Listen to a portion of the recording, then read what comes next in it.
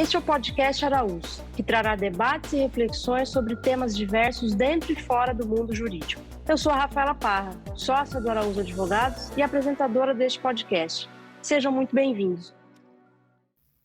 Diretamente de São Paulo para mais um episódio do podcast Araújo. Hoje eu estou com o convidado Almir Sanches. Almir, muito obrigada pela tua participação, para a gente bater um papo sobre ESG e mercado de carbono. Bom, antes da gente começar, eu quero apresentar o Almir.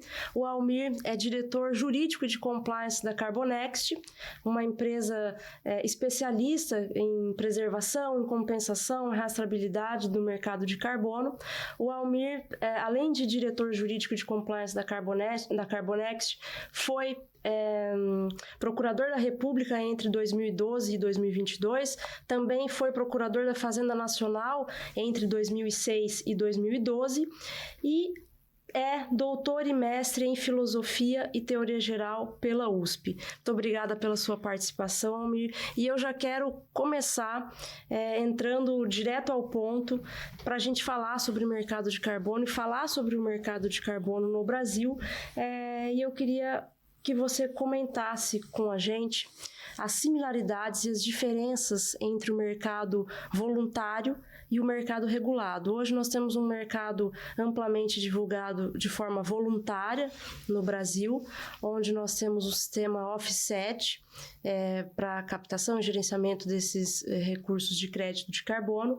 Então eu queria que você comentasse um pouco das similaridades e diferenças entre o mercado voluntário e regulado e qual a tua expectativa para uma possível regulação desse nosso mercado de carbono. Perfeito, obrigado, Rafaela. Prazer grande estar aqui. Agradecer muito o convite do Araújo e queria dizer primeiramente que assim é incrível poder conversar sobre isso e a gente conseguir aproveitar esse potencial gigantesco que o Brasil tem, né? Então, realmente, você coloca uma questão que é fundamental para o mercado agora, que é a questão da regulação, né, do mercado. A gente sabe que tem esses dois mercados de crédito de carbono, tem o mercado regulado e o mercado voluntário. O mercado regulado no Brasil ainda está engatinhando, a gente pode dizer. Existe o decreto recente, né, que busca trazer alguma regulamentação para esse mercado, mas assim, primeiro que é um decreto, né, a gente sabe que decreto é um instrumento normativo que não vai tão longe quanto a lei, né? Não pode impor deveres, né? Então, uma série das críticas que são feitas ao decreto são feitas justamente por isso. Para ficar em alguns exemplos, né? Os próprios setores têm que dizer qual é a meta de emissão do setor. Ali tem alguns setores que são elegíveis, né, ao mercado regulado, mas os próprios setores têm que dizer quais seriam as metas, sendo que na experiência internacional são órgãos reguladores que fazem essa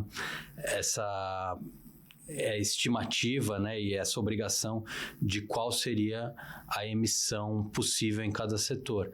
Então acaba sendo uma crítica, mas eu acho que é justamente por ter sido um decreto, né, e não um projeto de lei, e não uma lei, né, porque a lei pode impor deveres e o decreto tem um pouco mais de dificuldade nesse sentido.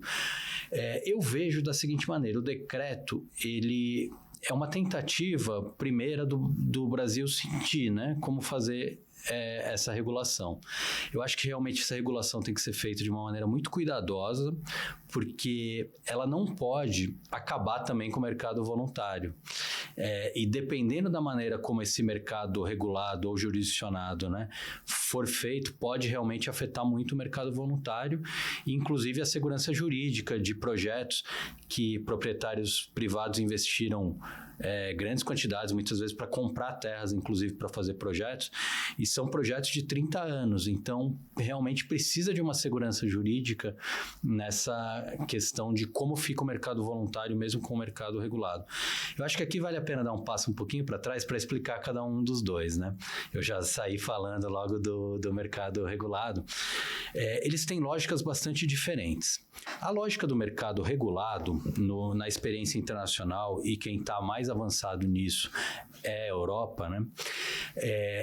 Normalmente é uma lógica do cap and trade, que tem um teto de emissão para cada setor e tem uma possibilidade de transacionar entre os agentes de cada setor. Então, vamos pegar, por exemplo, o setor de óleo e gás, né, que é sempre um setor que tem um nível alto de emissão e que realmente gera preocupação, né? Naquele setor é colocado um teto. Para cada agente daquele setor pode emitir até um teto. O agente que emitir menos do que aquele teto, ele fica com uma gordura, né? Um crédito extra que ele pode transacionar com outros agentes daquele setor que eventualmente tenham furado aquele teto. Vantagem concorrencial muito grande sobre aquele que é menos eficiente ambientalmente. Por quê? Porque ele vai conseguir ter uma renda extra vendendo os créditos que não chegaram até o teto, e o outro concorrente dele tem ainda uma despesa extra, porque ele vai ter que comprar os créditos dele.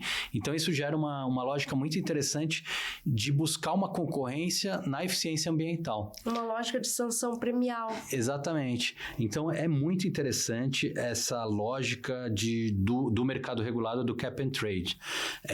Existe também um outro mercado regulado que daí seria um pouco mais em termos de taxas, de impostos, né? Mas o modelo que tem se mostrado mais bem sucedido é realmente o do cap and trade. Isso no mercado regulado, então. Então, só para deixar bem claro, né? O mercado regulado, ele normalmente é o governo que impõe para um setor um limite de emissão e os agentes ali dentro daquele limite de emissão buscam maior eficiência ambiental e daí podem transacionar entre si os créditos excedentes de um lado e os créditos faltantes do outro, né? O mercado voluntário é uma outra lógica. O mercado voluntário normalmente é tratado também como offset, né? Como você disse muito bem, e ele busca, são empresas, né, que sensíveis às demandas dos consumidores, cada vez mais presentes na relação de consumo, elas buscam neutralizar, se não neutralizar, ao menos diminuir, e muitas vezes tem até empresas que buscam negativar exatamente, então retirar realmente da atmosfera mais créditos, mais carbono do que emitem, né? E essas empresas, elas buscam fazer isso de maneira voluntária, né? Então, o mercado voluntário eu vejo como uma maneira de financiamento de projetos ambientais. E não só ambientais, também é importante que se diga que os projetos de crédito de carbono, muitas vezes, na Carbonext, por exemplo, a gente tem trabalhado muito com isso, são projetos que têm aspectos sociais dentro também. Então, atendimento a comunidades locais, às vezes até comunidades tradicionais que estão de alguma maneira vinculadas àquela propriedade. Então, no fundo, acaba sendo um projeto socioambiental. Tem o aspecto ambiental de impacto positivo na comunidade local e esse aspecto social é muito importante porque também acaba sendo uma pressão de desmatamento se as questões sociais não forem bem tratadas. Porque a floresta vale dinheiro. Ela vale dinheiro tanto em pé quanto derrubada. Se a gente tem uma população local ali, uma comunidade local que está premida pelas necessidades mais básicas, por exemplo, de colocar comida na mesa dos filhos, a tendência dessa comunidade ser um agente desmatador é muito grande. Se a gente conseguir equacionar aí essa questão social e levar uma segurança alimentar, uma segurança de educação, de saúde, saneamento, direitos sociais bem básicos, essa pressão de desmatamento interna da própria comunidade local diminui. Então acaba sendo muito interessante. E além disso, a preservação ambiental propriamente dita, né, que daí tem todo um sistema de monitoramento. A gente, por exemplo, na Carbonext, tem um sistema de monitoramento por satélite, em que a gente sobrepõe imagens de diversos satélites, e um grande desafio na Amazônia é o satélite conseguir passar as nuvens, né, que tem nuvens muito densas por causa das chuvas tropicais, né? Então, a gente desenvolveu uma tecnologia própria, algorítmica, de leitura das imagens imagens para conseguir ver através das nuvens, combinando com radares também, além dos satélites. E a gente tem imagem quase em tempo real de todos os nossos projetos, né? E não só dos projetos, como também dos entornos, né? Então, atualmente, a gente tem contratado quase 4 milhões de hectares de áreas protegidas, mas o monitoramento por satélite vai muito além disso, porque pega os entornos também, para a gente conseguir ver se existe alguma pressão de desmatamento chegando. Ou seja, uma evolução tecnológica a favor do mercado de carbono muito grande, ainda que seja um mercado voluntário, acho que isso tem muito valor, né? E talvez você comentou, o maior desafio hoje dos projetos sustentáveis talvez seja justamente achar o ponto de equilíbrio para que você não crie nas comunidades ou párias econômicos ou párias ambientais. E aí tentar trazer, então, esse equilíbrio para desenvolvimento e, ao mesmo tempo, preservação, acho que puxa um pouco do mercado para olhar para estratégias de monetização do meio ambiente. Enfim, o carbono hoje é um dos pilares de projetos ESG, acho que isso é muito bacana, né? E aí, puxando um pouco, então, o gancho a isso, Almir, eu queria que você comentasse com a gente, nessa seara de monetização do meio ambiente, qual é o perfil hoje dos projetos geridos pela Carbonext? Como é que você tem visto o mercado quando se fala em carbono? A gente está falando em projetos longos, né, de maiores do que 20 anos, 30 anos, para que isso possa se desenvolver. Esse produtor rural, ele já tem um mindset bem desenvolvido, ESG, ou ele é fruto de uma cadeia de rastreabilidade imposta por um enforcement das multinacionais ou de traders que ele tenha contato? Aí falando um pouco sobre o agronegócio, né? Como é que você enxerga essa evolução do assunto mercado de carbono? Tem uma consciência ESG, não só ambiental, mas ESG, ou você acredita que ainda é algo que está engatinhando e muito mais um desejo de monetização pura e simples do meio ambiente? Perfeito. Eu acho que tem um pouco de tudo, né?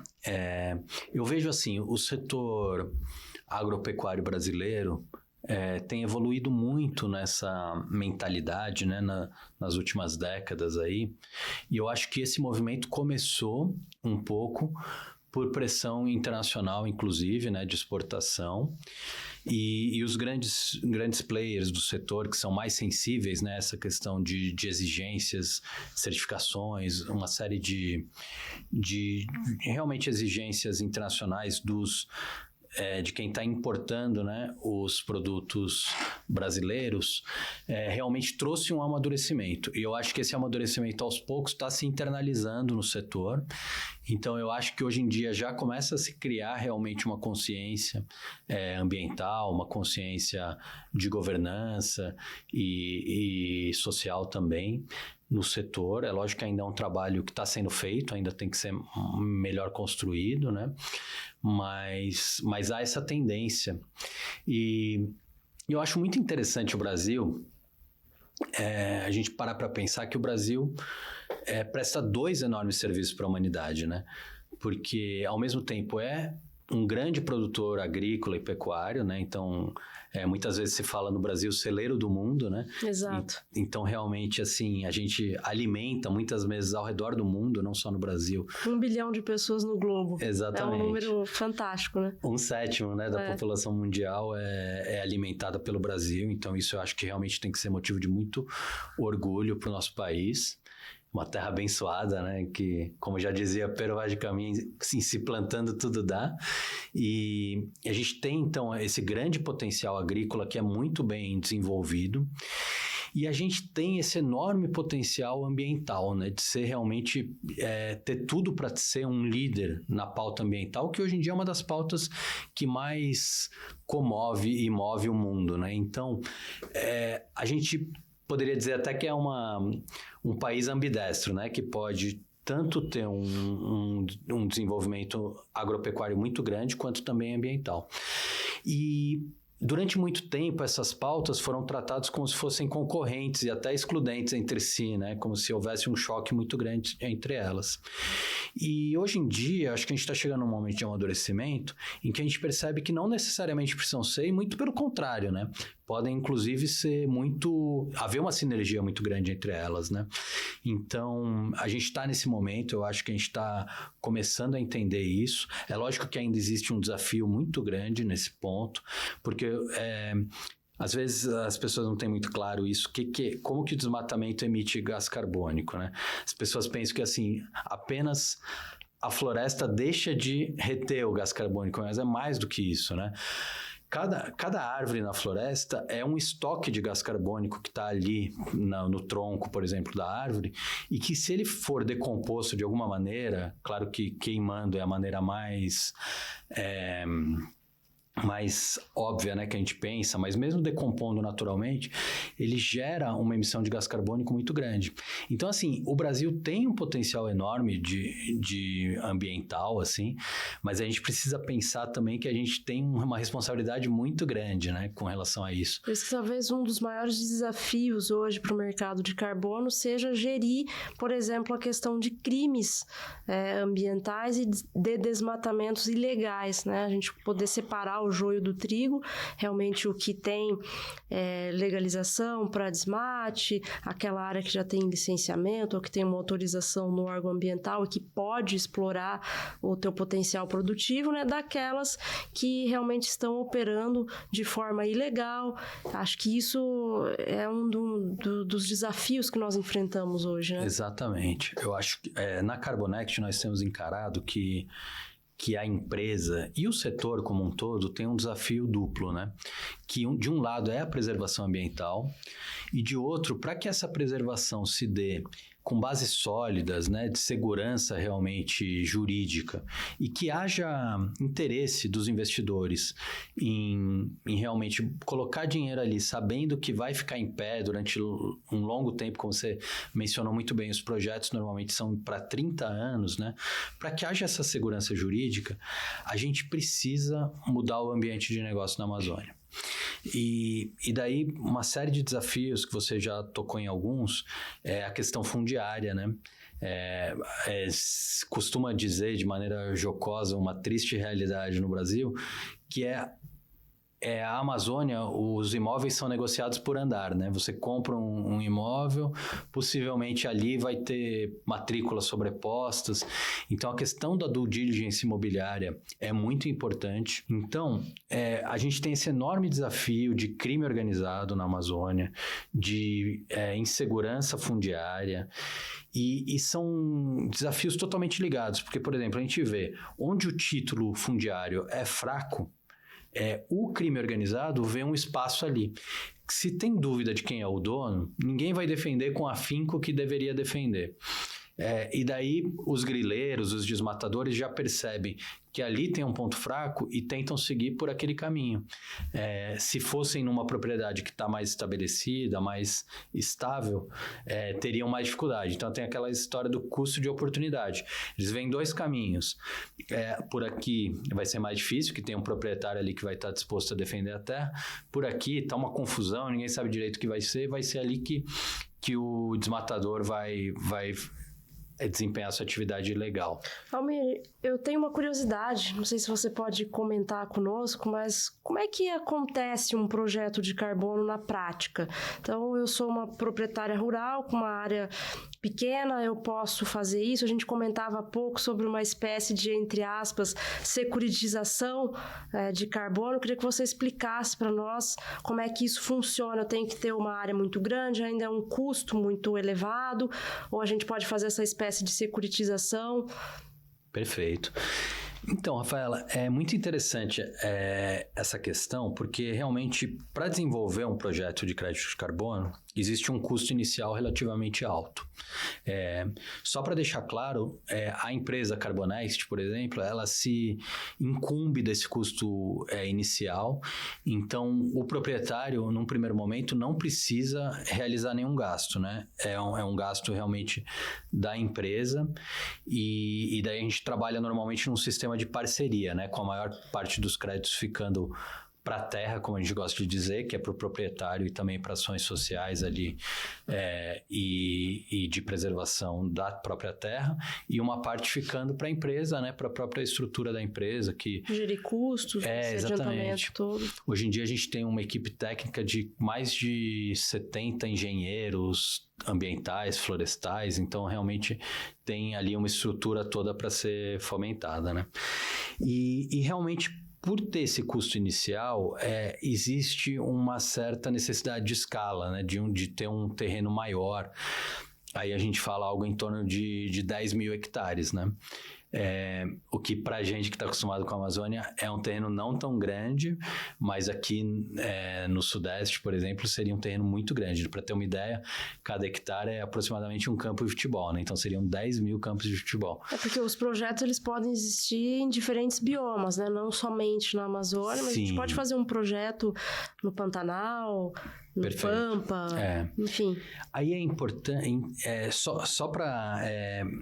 A questão do tamanho da propriedade, ela pode ser um pouco relativizada, essa necessidade de escala, se a gente conseguir juntar algumas propriedades vizinhas, pequenas ou médias, né, e que consigam produzir um projeto em conjunto. A gente tem tido uma experiência muito interessante de um projeto nosso que chama Ibirá, em Paragominas, no Pará, em que a gente juntou mais de 50 proprietários ali e conseguiu desempenhar um projeto grande. Que legal. E daí tem uma série de desafios, né, de governança desse projeto, porque aí fica quase uma reunião de condomínio, né? Tem um representante que vai decidir algumas questões ali operacionais do projeto. Então é bem interessante e é um caminho para que o médio proprietário e o pequeno proprietário consigam também desenvolver projetos de crédito de carbono.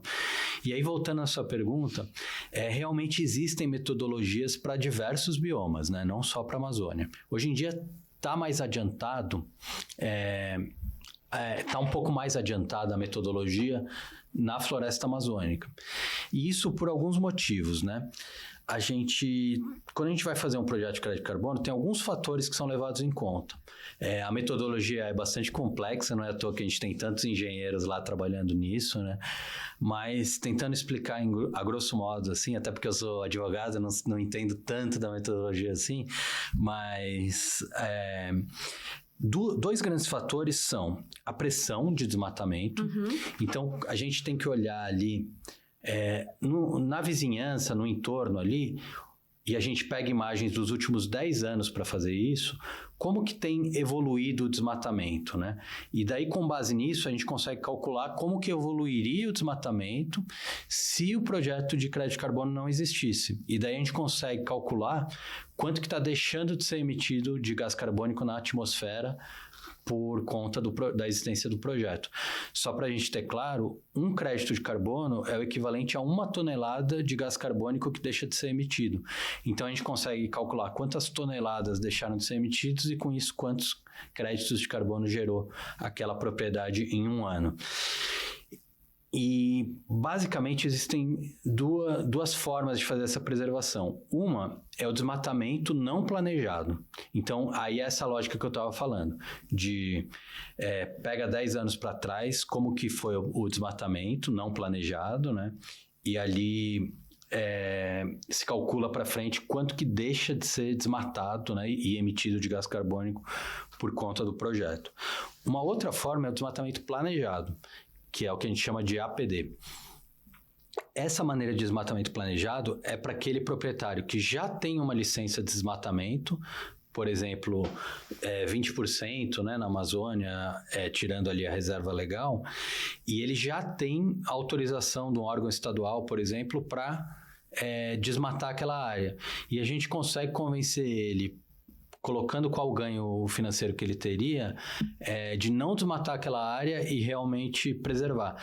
E isso gera muito crédito também de carbono. Então, também é uma alternativa muito interessante para aquele proprietário que está pensando em desmatar e que às vezes pode ganhar inclusive mais preservando do que desmatando.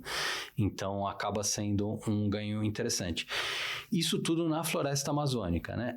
Existem outras lógicas, tanto desse desmatamento não planejado quanto desmatamento planejado, nos outros biomas. Só que daí tem um pouco menos de atratividade. Por quê? Porque um outro aspecto, um outro fator, além da pressão de desmatamento, que é levado em consideração nos projetos de crédito de carbono, é a biomassa da cobertura florestal. Por quê? Porque quanto maior a biomassa, mais carbono está se impedindo de se emitir, né? Se a gente, como eu disse, as árvores são estoques de carbono. Se tem árvores muito grossas, muito densas numa floresta e aquilo for desmatado, vai haver uma emissão muito grande de gás carbônico. Se for uma vegetação mais rareada, né, mais rarefeita e árvores menos grossas, mais finas, eu tô falando aqui de jeito muito leigo, assim, né, na questão ambiental. Não, está ótimo. Eu acho que fica muito, fica menos atrativo, né? Então tem esse desafio de realmente se construírem metodologias que se preserve, por exemplo, o cerrado, a Mata Atlântica, né? E vocês já fizeram algum projeto, também já tiveram contato com algum projeto em diferentes culturas, não só na seara florestal, mas, por exemplo, em sojicultura, milho, já viu algo nesse sentido? A gente atualmente na Carbonext tem uma diretoria de novos negócios e que a gente está desenvolvendo exatamente essas gerações de créditos em diferentes culturas, né? Como a gente estava dizendo, o Brasil tem essa vocação ambidestra, né? De ambiental e agricultura. Então, se a gente conseguir fazer uma agricultura de baixo carbono, a gente vai estar juntando realmente uma sinergia muito grande nesses dois aspectos. E a gente tem tudo para conseguir isso. A gente, na Carbonext, está realmente desenvolvendo frentes nesse sentido. A gente realmente chama os produtores agrícolas, pecuaristas, para que a gente possa conversar com eles e que consiga pensar juntos soluções em que eles vão estar... Isso que eu acho que é uma das belezas também do mercado de crédito de carbono, você sobrepõe receitas, né? Porque você já tem ali uma produção rural, por exemplo. E daí você buscando novas tecnologias para ser uma produção rural de menor emissão de gás carbônico, você continua com a sua produção rural, às vezes tão ou mais eficiente do que já era, e ainda traz uma nova camada de receita, que é a emissão de créditos de carbono, né? Então, acopla essa adicionalidade positiva e reverte isso em recursos financeiros. Exatamente. Nas áreas, por exemplo, de projetos ambientais que a gente tem, né, de preservação, a gente sempre busca sobrepor diversas camadas de receita. Então, claro, uma camada inicial de emissão de créditos de carbono, e depois a gente começa a pensar em extrativismo, né, possibilidades de extrativismo de maneira sustentável. E daí tem uma série de outros potenciais que a gente tem trabalhado muito, como ecoturismo, tudo de maneira sustentável, mas que para ajudar a preservar aquela área, né? Bom, acho que esse protagonismo que nós comentamos tanto durante o podcast do Brasil em alimentar pessoas ao redor do globo, ser o celeiro de produção, exportação de commodities agrícolas e de alimentos, fibras e bioenergia, ele encontra essa sinergia em projetos de monetização do meio ambiente e ele nos traz a um papel de protagonismo frente ao globo muito grande também. E aí eu quero entrar num tema um pouco polêmico com você e saber a tua opinião, Almir, em relação a todo esse enforcement que vem principalmente da Europa, por vezes da Ásia também e do próprio Estados Unidos, para nos impor algumas medidas restritivas, não sei se eu posso dizer restritivas, mas medidas vinculadas que envolvem uma série de requisitos de compliance ambiental, que nos forçam a uma due diligence um pouco mais detida, e de outro lado, pelas notícias que nós acompanhamos ultimamente, essa própria União Europeia que nos traz todas essas medidas restritivas de barreiras sustentáveis, teve uma notícia que fez um desmatamento por conta da crise que vem enfrentando energética. Queria que você comentasse um pouco disso. Será que a gente está diante de uma barreira sustentável válida, ou nós estamos muitas vezes misturando as coisas e diante de barreiras comerciais também, porque muitas vezes existe uma dualidade, né? Esses países que são nossos clientes também são nossos concorrentes e isso fica um pouco dúbio. Sim. Essa é uma questão bastante complexa e a gente sabe, né, que as relações internacionais entre países são pautadas sempre por interesses, né? Cada um tá defendendo seus próprios interesses e, claro, também interesses comuns, né? Muitas vezes, como a preservação ambiental.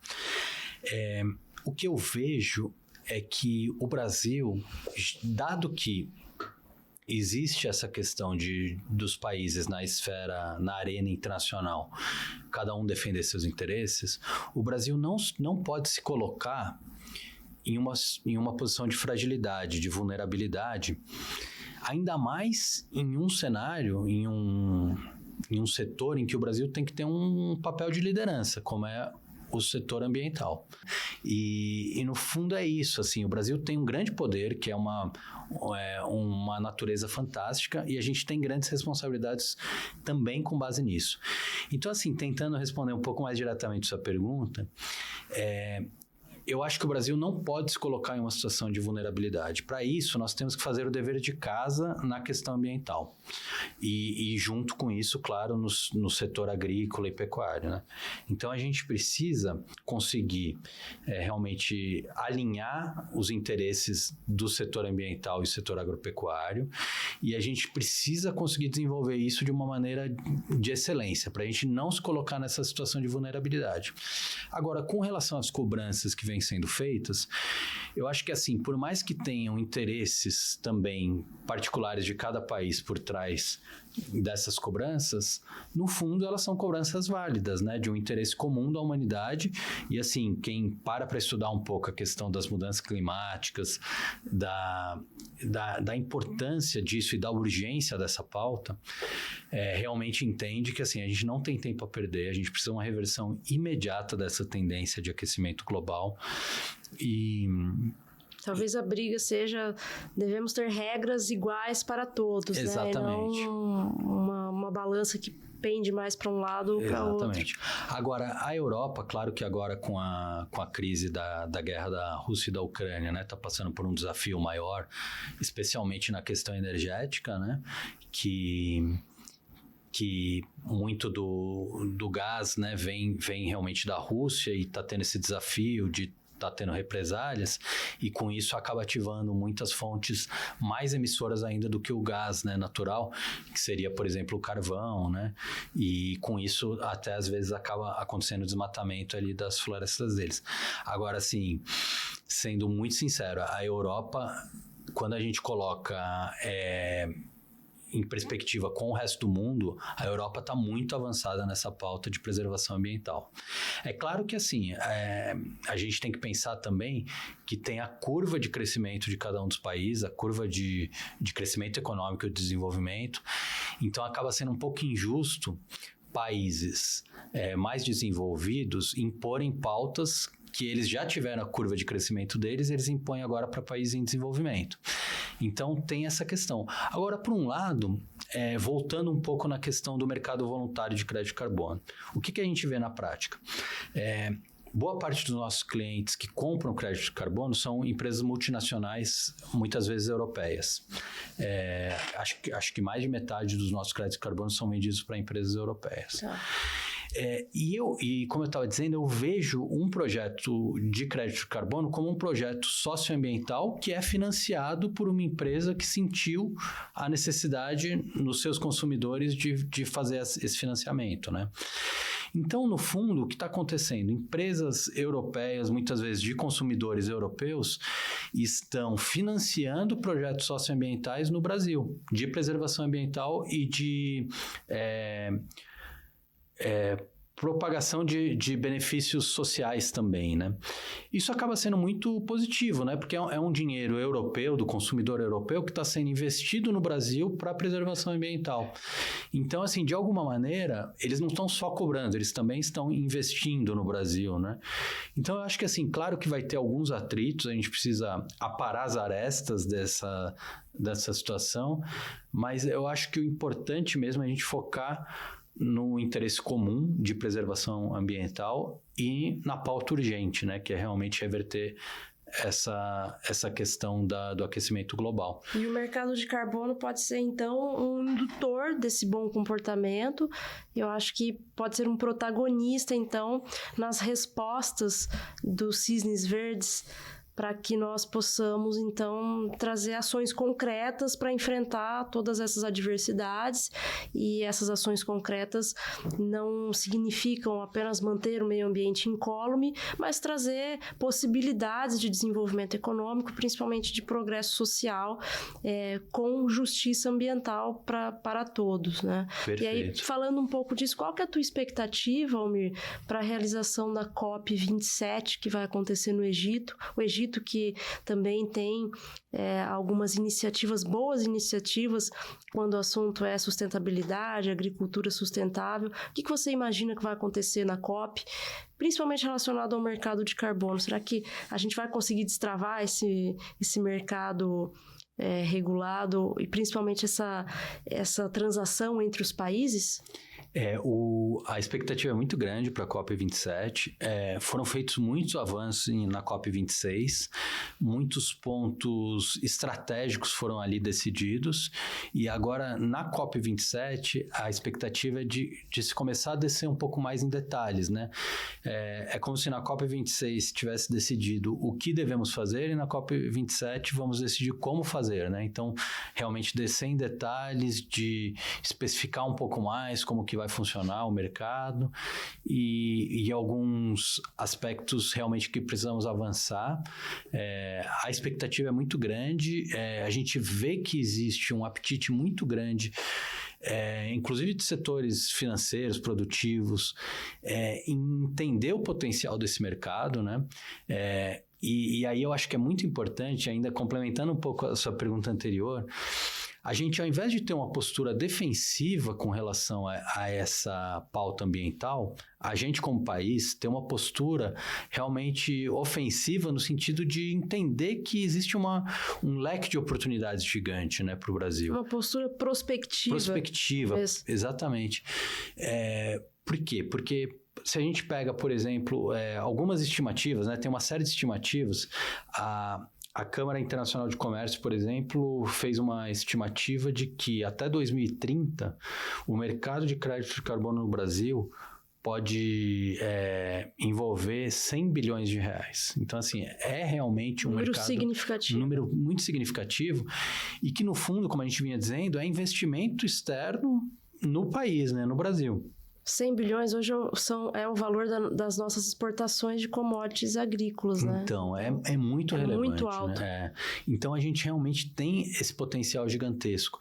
E a gente tem que saber aproveitar isso, tem que saber se posicionar internacionalmente como líder nessa pauta e, economicamente, a gente tem que se valer disso, né? Eu vi uma frase outro dia que eu achei muito interessante que fala...